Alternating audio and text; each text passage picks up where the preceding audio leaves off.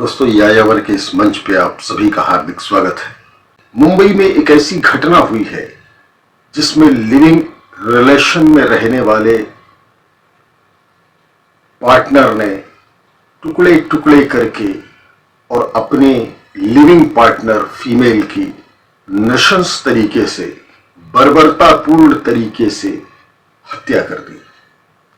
इससे पहले दिल्ली में 2 ऐसे मामले आए थे जिसमें एक तो पकड़ा गया, दूसरा भी पकड़ा गया, लेकिन जो पहले घटना हुई थी उसमें उसने आरी से टुकड़े टुकड़े करके अपनी लिविंग पार्टनर की हत्या की थी, और दूसरा जो छोटी सी उम्र का लड़का पूर्वी दिल्ली में जिसने चाकू से गोद गोद कर अपनी लिविंग पार्टनर को मौत के घाट उतार दिया था।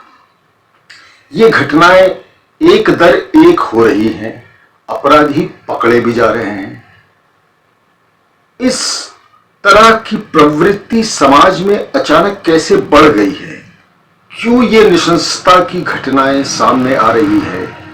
इनके पीछे कौन सा सिस्टम, कौन सी मनोदशा, कौन सी मनोवृत्ति या एजुकेशनल, पारिवारिक किस किस्म की पृष्ठभूमि, बैकग्राउंड जिम्मेदार है?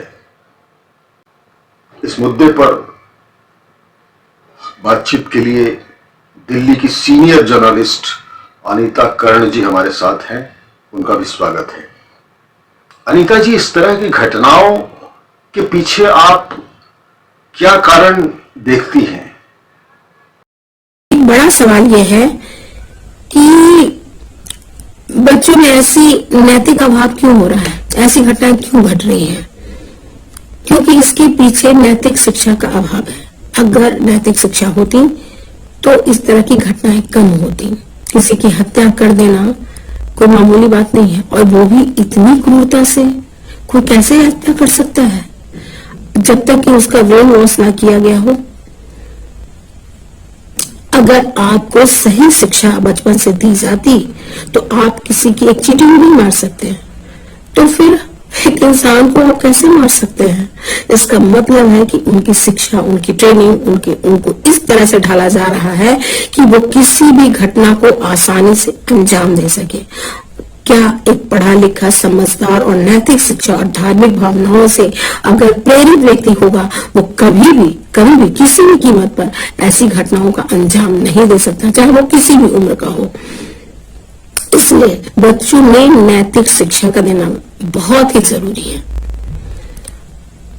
और एक खास बात जो सबसे अहम है, वो बात यह है कि माँ बाप को अवेयर रहने की जरूरत है। जहां आप जान रहे हैं कि हमारा मोहल्ला, हमारा घर, हमारे जहां हम रह रहे हैं वहां का परिवेश ठीक नहीं है, तो अपनी बेटी की सुरक्षा आप सरकार और पुलिस वाले के जिम्मे मत छोड़िए।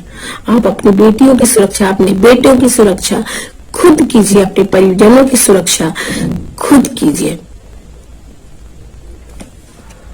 गांव में एक समाज होता है, जिस समाज का दबाव होता है, चौपाल होती है, कम लोग होते हैं लेकिन एक दूसरे से कनेक्टेड होते हैं, और कम से कम सार्वजनिक रूप से इस तरह की घटनाओं पे कोई न कोई तो सामने आता है। लेकिन दिल्ली जैसे महानगर में इस तरह की वारदात हो जाती है। आपको क्या लगता है कि इसको रोका नहीं जा सकता था?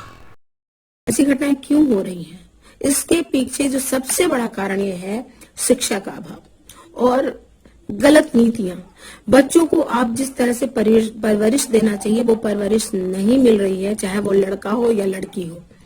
अगर उस लड़की की परवरिश सही होती, उसे मालूम होता कि इतने बड़े इस वक्त घर से अकेले नहीं जाना चाहिए, या उनके माँ बाप को इस बात का पता होता कि बच्ची को अकेले इस वक्त नहीं भेजना चाहिए, या लड़की जो है कैसे लोगों से मिल रही है, अगर इस बात का पता अगर होता, घर वालों को अवेयर होते, तो ये घटना नहीं घटती। जितनी नृशंसता, जितनी क्रूएलिटी, जितनी जघन्य तरीके से ये वारदातों को अंजाम देते हैं, तो ये सीरीज में घटनाएं क्यों हो रही हैं? लगातार हो रही हैं, तमाम विरोधों और लोगों के पॉइंट आउट करने के बावजूद हो रही हैं।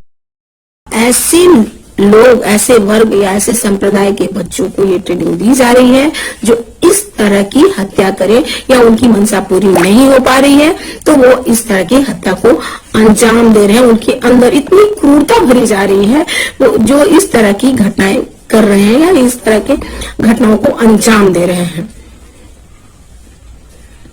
जी हाँ, जहां तक सुरक्षा की बात है, महिलाओं की सुरक्षा एक बड़ी समस्या है। हमारे देश में बहुत सारे एनजीओ काम कर रहे हैं, लेकिन क्या ये एनजीओ उन गली मोहल्लों में जाते हैं जहां पर इस तरह का माहौल है, जहां असुरक्षा है, जहां अराजकता फैली हुई है, जहां का माहौल सही नहीं है, तो क्या उनके माँ बाप को या उनके परिजन को या मोहल्ले वालों को क्या उन्हें अवेयर करते हैं?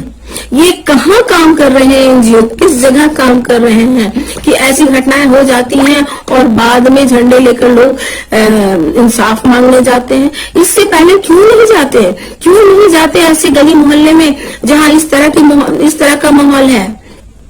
और पुलिस और की जहां तक बात है, उस दृष्टि से देखा जाए तो पुलिस पर दोषारोपण करना कि ये पुलिस का काम है, और एलजी कह रहे हैं मुख्यमंत्री का काम है, मुख्यमंत्री दोष देंगे, एक दूसरे पर दोषारोपण करें कि इनकी जिम्मेदारी बनती है, और यही जिम्मेदारी कहते हुए मामला समाप्त भी हो जाता है।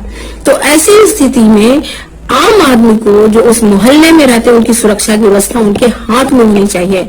आज हम व्हाट्सएप ग्रुप बनाते हैं परिवार के लिए, मित्रों के लिए, दोस्तों के लिए, चैटिंग करते हैं उस पे, लेकिन क्या हम अपने परिजनों जहां जिस मोहल्ले में रहते हैं उसकी सुरक्षा के लिए क्या हम कोई ऐसा व्हाट्सएप ग्रुप बनाते हैं जिसमें अगर कोई भी किसी भी तरह की असामाजिक तत्व या इस तरह की घटनाएं अगर हो रही हैं तो हम आपस में एक दूसरे को तुरंत खबर करें और वो जो अपराधी है तुरंत पकड़ा जाए?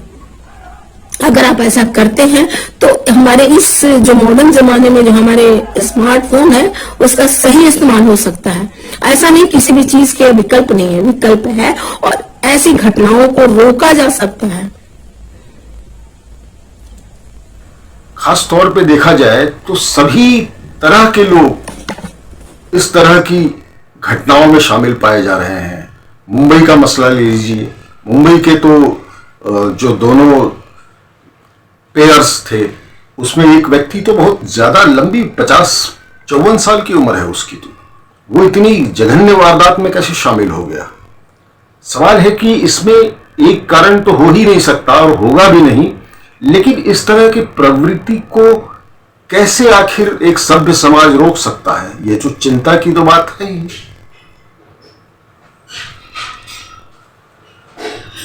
बातचीत में शामिल होने के लिए आपका बहुत शुक्रिया। अगर आपको बातचीत पसंद आई या आपके मन में कोई सवाल है तो कमेंट बॉक्स में ज़रूर लिखें और चैनल को ज़रूर सब्सक्राइब करें, लाइक भी करें। धन्यवाद। रमेश जी नमस्कार।